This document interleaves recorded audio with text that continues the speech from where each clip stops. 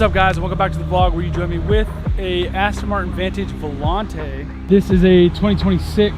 It is in California Sage. It's also got this like denim roof, which is really cool. We are out here really early in the morning, but look at the scenery. This is a cool spot over here with all the hay bales and stuff. And I got some photos over here on this little, I think it's a private road, driveway, but it's named and everything, so I went down it anyway, and I got some photos over here by the cows, which was pretty cool. I absolutely love the way these cars look. I don't know if you guys have noticed before or yet, but I don't really like to sit here and chat about the cars. I don't like to sit still and chat about the cars. I'd much rather be driving them, because for me, 70% of cars is like the sound. I think that's really important, that a car looks good, but to me, it's all about how it drives, how it sounds, how it makes you feel. And looking at it, it does make it's still a really good looking car, but I just get bored of looking at it. I don't know if that makes sense. I actually really like the way the new Vantage looks. The update was a good one. The last generation still looks really good to me. I've always liked that car a lot, but I like this front end a little bit more. It looks more modern, and I love that back end, and I like how they kept the back end the same, almost exactly the same. The only thing that's really different is this piece right here is different. The exhausts are bigger. I think the rear diffuser and stuff might be slightly different. The interior is obviously very different. It's got all new updated tech and everything. This is a convertible, so I can just pop over here and show you really fast. Let me make that shut up because it's dinging because I got the key in my pocket. But the interior is completely updated and new. This is a 2026 and one of the first convertibles in the country. This is a press and marketing car. One of the first Volantes in the country. And as I've said before, you know, Vantages, the new Vantages do not have valves in the exhaust anymore. They're a little quieter just right off the bat, and then obviously you can't open them up and make it louder. So having a Volante where you can put the top down and hear the exhaust more is better. I'm not big on convertibles. I just really am not. And maybe I'm just getting old or something, but I'm starting to like convertibles more and more for the driving experience alone. We're about to go run and get some coffee, and let's go for a drive. There's a crazy like excessive heat wave here, so AC is gonna be on for this. Something really annoying, first off, about this car specifically is for some weird reason, the seatbelt is threaded wrong. Just a crazy me OCD thing. But even though I have the seatbelt flat, it still doesn't sit flat. It still wraps, so I just try and put it above my shoulder. The other annoying thing is that for some weird reason with this system, with pretty much every car I've ever driven, if you disconnect from Apple CarPlay because you walked away or whatever, it would automatically reconnect when you got back to the car or close to the car. For some reason, this car, you have to go in to swipe over to, if you didn't know, there's a secret menu inside the, not a secret menu, but it's hard to find menu, where if you're on the home screen, you swipe to the right, and there's a whole other screen. There's a whole other screen if you swipe to the right of settings. So this will be grayed out like Android Auto. So you click on that, and then you click the phone to connect to it again. Anyway, we're gonna go and get coffee. Ooh, the steering wheel's turned. That was almost bad. And we're gonna take the long way because we have time.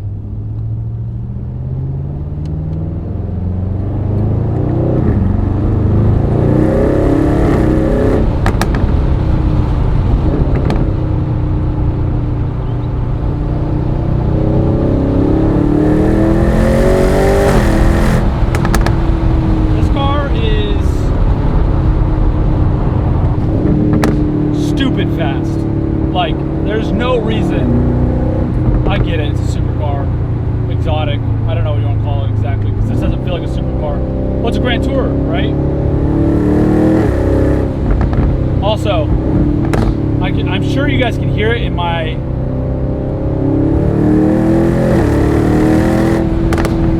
exhaust audio. I'm sure you guys can hear it, but the diff is making all kinds of crazy clicking noises, which I've driven a lot of these cars and they've all kind of done that, which is really odd and a little scary. But with the top down, right, audio, you're going back to what I was saying earlier, your exhaust sounds so great with the top down. You can really hear it now. I'm probably have to stop and get gas, but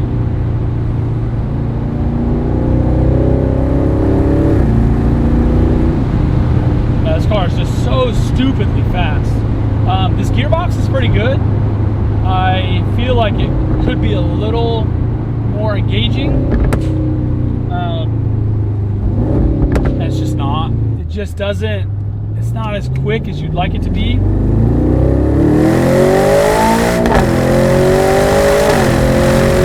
Woo! I think that might be my first time ever taking a Vantage to Redline. And I've driven a lot of these, so that's saying something. This thing is really quick. So, really quick, let's recap on what just happened. This car is a lot of fun. I really like this car. I love Aston Martins. The UI technology in here has really, they've really started to figure it out. So it's really gotten to the point where it's really good. It's really usable. There's no lag, there's no glitches, there's no nothing. Because I think it's been out long enough that they've put enough software updates out that it's working great now. So that's really nice. I've actually really gotten along with the software. It's really snappy. It does exactly what you want it when you want it. Click on any buttons. It's really, really quick. It's probably some of my favorite software now, especially now that I've gotten used to it and I know how to use it. It's a little complicated, a little bit of a learning curve, but I really like it now. When I first started driving the newer, like the DB12 and the Vantage, the 25 Vantage and above, because they didn't have valves in the exhaust and there was a lot of audio being pumped in the speakers, and I didn't really care for the way they sound. I still don't like it as much as other cars, right? Obviously, there's a lot of cars that I'd rather have audio exhaust wise, but it sounds better than I remember it sounding. The convertible helps a lot.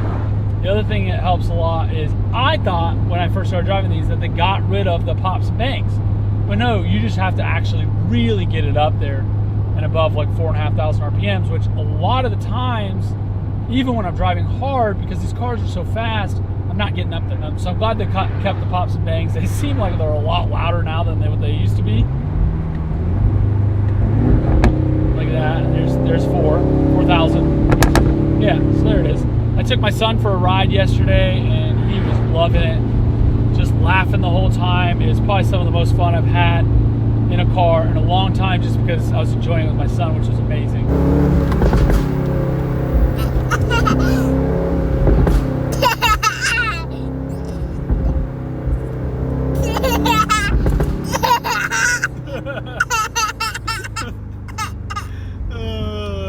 A little bit of a proud dad moment.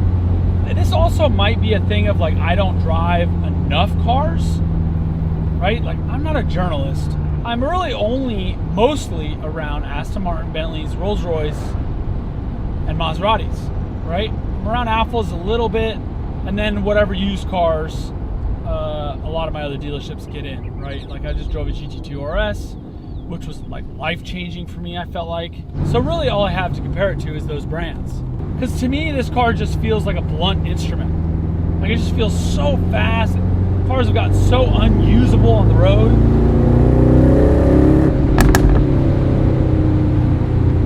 Because they're so fast.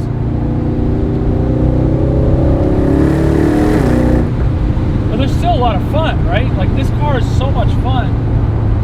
And it makes a decent noise, especially with the roof down. You can really hear it now.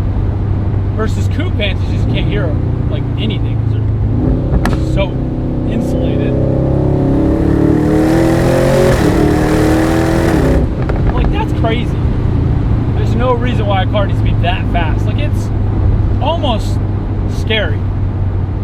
Like because cars have gotten so insulated and so like smooth and quiet and all that, they have to make them so stupid fast for you to feel like you're driving a fast, like an exciting car. Like to be exciting, they have to be super fast. And it's just too fast.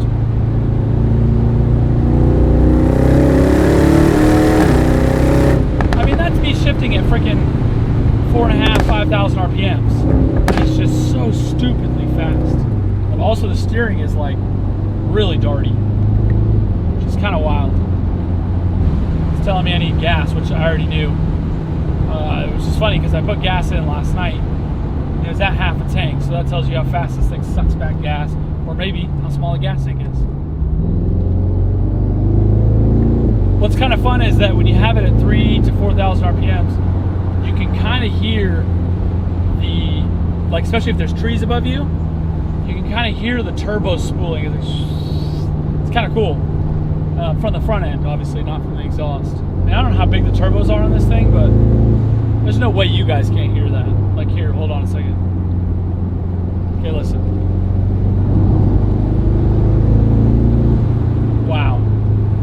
Ready?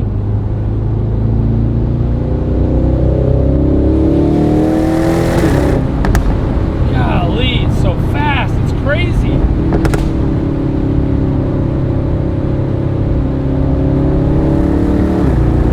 Also, I don't know how you guys feel about pops and bangs, but for me,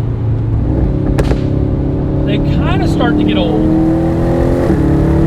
Like it's so, like it makes it a little bit more exciting, a little bit more fun. But when you're actually trying to push it and have fun, and you're not just doing a little stab, and you're actually pushing it and trying to, you know, have fun with it, it gets a little old. My son doesn't know.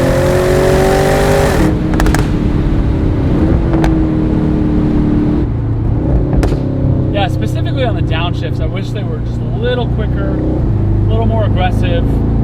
For instance, the first time I ever got a Urus, before I even got in it, I was sitting there thinking like, this is an SUV, this is probably gonna be kind of boring, but they figured out a way to like make it so aggressive and dramatic that it wasn't at all. Like the gear shifts were so like, bam, like in your face, like noisy and like aggressive and snappy that, and I don't think that's a dual clutch.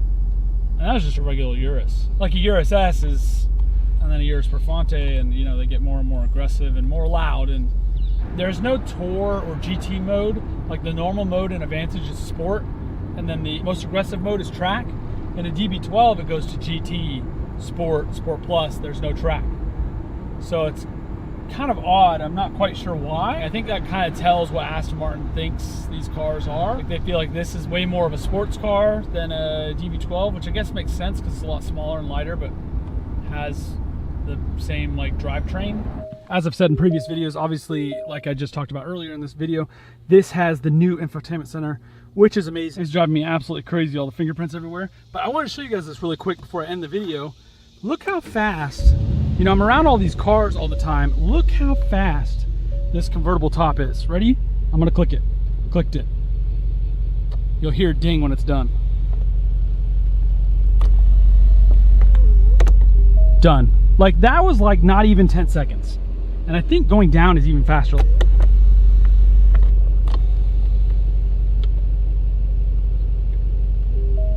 Crazy how fast that is. It has gotta be one of the fastest cars for the top I've ever driven. Like it's so fast. And you could do it up to 32 miles per hour. So that's kind of nice. Like just be driving down the road, be on a back road, it gets too hot, you put the roof up, whatever. Like you don't have to stop. Please let me know, like, what do you guys want to see out of this YouTube channel? Because I'm kind of having fun with these cars. I have to take them out and do photos and videos. And like this car, for instance, I had to shoot a cinematic video, a phone video, a bunch of photos. So, you know, I'm just kind of driving these cars around and figured I might as well start this YouTube channel back up since I'm around all these cool cars all the time. But I'm kind of struggling on what you guys want to see. I don't really want to be a review channel, but at the same time, I want to show you guys these cars. I want to make some cinematic type content. And I also want to like make some noise. Like I love the sound of cars and I love sharing that. So like getting that microphone on that exhaust and then putting that together with me driving, the expressions and all that is really fun for me. But I don't really want to be a review channel. So what do you guys want to see out of this channel? Let me know down below in the comments, because I could make a hodgepodge of just like my day going about shooting all the different cars throughout the day and all that stuff. Or I could just do what I've been doing, which is like specific cars in a single video. Anyway, guys, that's gonna do it for this vlog. I'll catch you guys in the next one. See you later. Bye.